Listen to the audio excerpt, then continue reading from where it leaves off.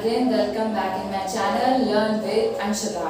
तो हम डिस्कस कर रहे थे about how to increase attention in your child. ये चाइल्ड नॉर्मल भी हो सकते हैं और चिल्ड्रन विद स्पेशल नीड्स भी हो सकते हैं। For example autism spectrum disorder, attention deficit disorder, attention deficit hyper active disorder, learning disable, hearing impaired, intellectual disable. तो किसी भी तरीके के बच्चे हैं जिनमें अटेंशन की समस्या है, वो ध्यान केंद्रित करके नहीं बैठते, किसी भी एक टास्क पे बहुत देर तक नहीं रुक सकते, बहुत जल्दी उनका ध्यान बढ़ जाता है, वो टिक के नहीं बैठते।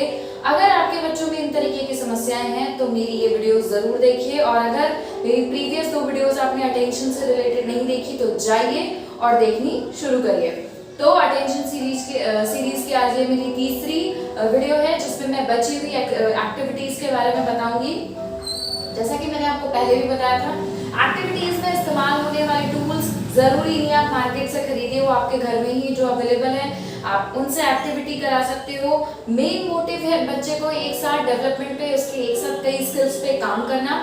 आप मटेरियल कोई भी यूज कर सकते हो, उस मटेरियल से बच्चे को कोई हार्म नहीं होना चाहिए, किसी तरीके का कोई केमिकल नहीं होना चाहिए जिसको वो सॉल्व कर ले। तो इन सारी बातों पे विशेष ध्यान देना है। तो आज हम कुछ एक्टिविटीज के बारे में बात करेंगे जो स्पेशली मदर अपने किचन में करा सकती हैं या किचन के मटेरियल से करा सकती है। फॉर एग्जांपल सबसे पहले आता है फ्रूट्स एंड वेजिटेबल्स आपके किचन में अवेलेबल होते हैं। तो इस एक्टिविटी का नाम है वेजिटेबल इन द बास्केट।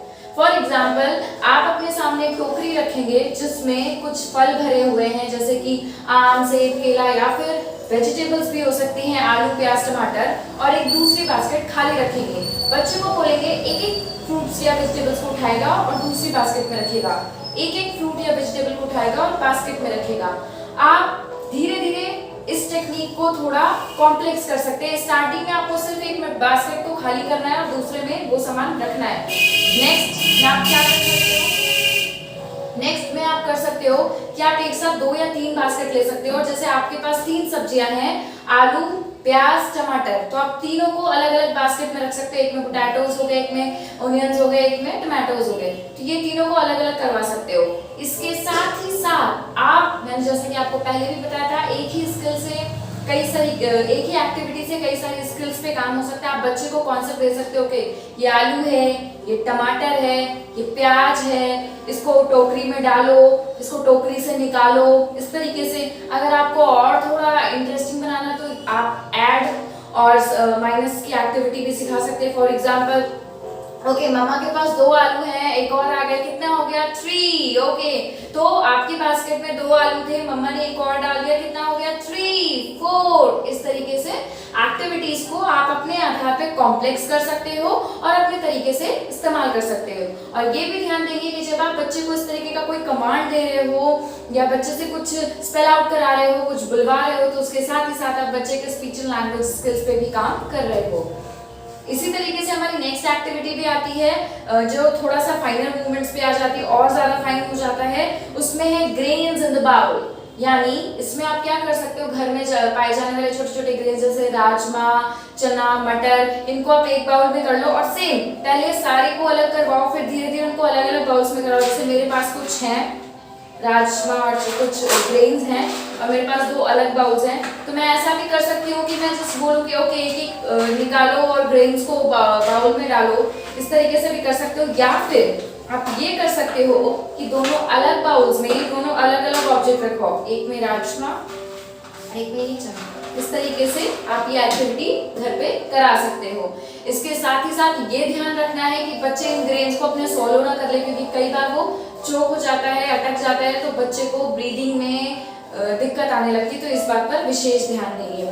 और जैसे कि मैंने आपको बताया था कल कुछ पजल्स के बारे में जिसमें बच्चे ज्वाइन करते हैं, उनको डिटैच करते हैं, इस तरीके की एक्टिविटी होती है। तो बहुत सारे स्क्वायर शेप टार्स भी अवेलेबल होते हैं। अगर आपके पास है देन फाइन, नहीं है तो बाय करने की जरूरत नहीं है, आप उसकी जगह कोई और एक्टिविटी कराओ। मैंने बहुत सारी एक्टिविटीज बताई है। तो जिनके पास वो टावर्स अवेलेबल है उसको बेसिकली क्या होता है, एक के ऊपर एक, एक के ऊपर एक टावर्स लगाने होते हैं। तो आप स्टार्ट कर सकते हो, पहले ग्राउंड फ्लोर बनाएंगे, then first floor, then second floor, then third floor.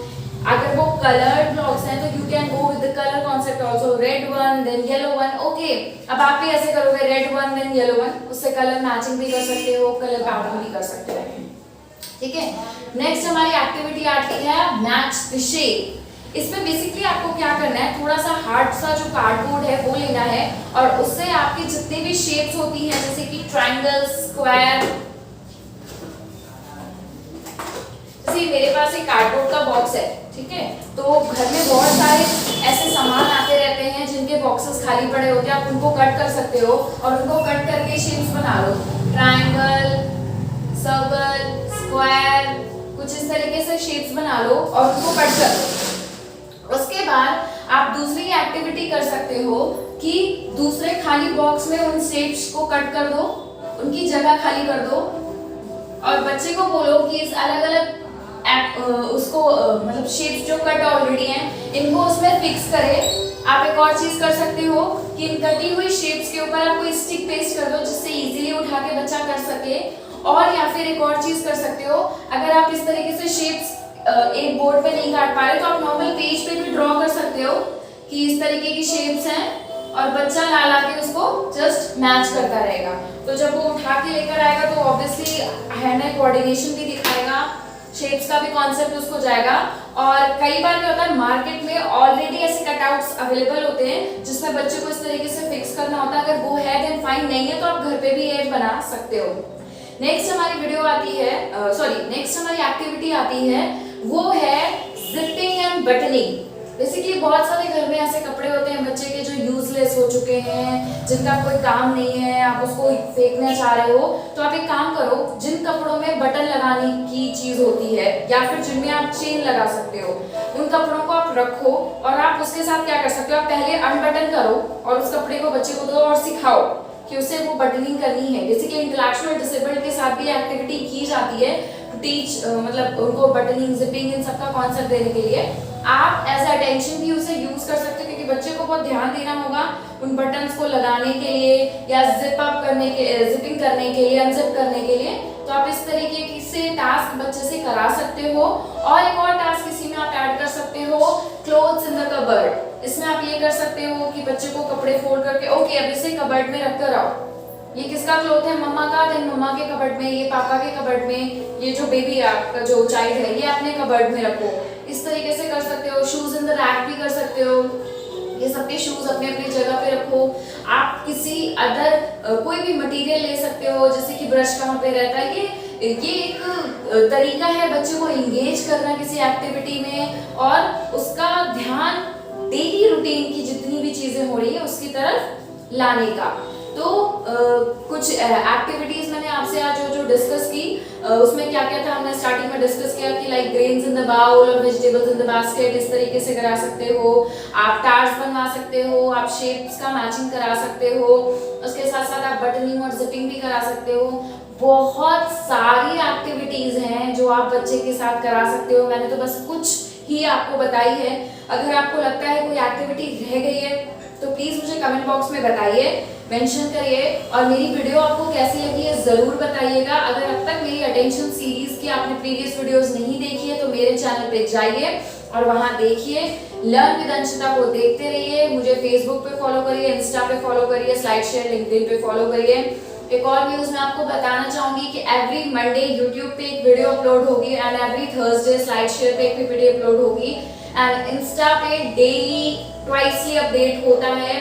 कोई भी चीज हो सकता है, वो स्पीच एंड हियरिंग डिसेबिलिटी से रिलेटेड या चिल्ड्रन विद स्पेशल नीड से रिलेटेड या चिल्ड्रन से related. It can be developmental part, it can be strategy, it can be anything. तो आप जाइए वहां पे मुझे फॉलो करना शुरू करिए, क्योंकि इजीली आपको चीजें मिल जाती हैं। या फिर हो सकता है जब मैं कोई चीज अपलोड करती हूँ तो उस पर उसके नीचे लोगों का डिस्कशन होता है, आप उस डिस्कशन में भी पार्ट ले सकते हो। तो अगर अब तक आपने शुरू नहीं किया है लर्न विद अंशिता से जुड़ना तो प्लीज जाइए, लर्न विद अंशिता से कनेक्ट होइए। और हाँ, अब बात करते हैं थोड़ा सा कोविड-19 के बारे में कि प्लीज ज्यादा से ज्यादा मास्क पहनिए, उचित दूरी बनाए रखिए, हाथों को बार बार साबुन या सैनिटाइजर से धोते रहिए, सोशल डिस्टेंसिंग का ध्यान रखिए। वैक्सीनेशन नहीं लगवाया है तो लगवाइए। और अगर आपको कुछ प्रारंभिक लक्षण लगते हैं कि हाँ आप में मेरी ये बीमारी हो सकती है तो डोंट बी पैनिक। घर पे सबसे पहले आइसोलेट होइए, क्योंकि घर के बाकी लोगों में फैलने के सबसे ज्यादा चांसेस होते हैं। आइसोलेट होके दवाओं का सेवन करते रहिए, डाइट का पूरा ध्यान रखिए और ये बहुत बड़ी समस्या नहीं है, ये ठीक हो सकती है क्योंकि ये जिनको बीमारी है वो इजीली स्प्रेड आउट कर रहे हैं, इसलिए ज़्यादा फैल रही है। और साथ ही साथ जो अभी घर पे हैं जिन्हें कोई समस्या नहीं है, सुबह उठकर मॉर्निंग में एक्सरसाइज करिए, मॉर्निंग वॉक करिए क्योंकि अभी आपके पास बहुत टाइम है, तो थोड़ा सा समय अपने शरीर को दीजिए, अपनी इम्यूनिटी को बूस्ट करने वाली चीजें खाइए, विटामिन सी से भरपूर चीजें लेते रहिए और देखते रहिए लर्न विद अंशिता।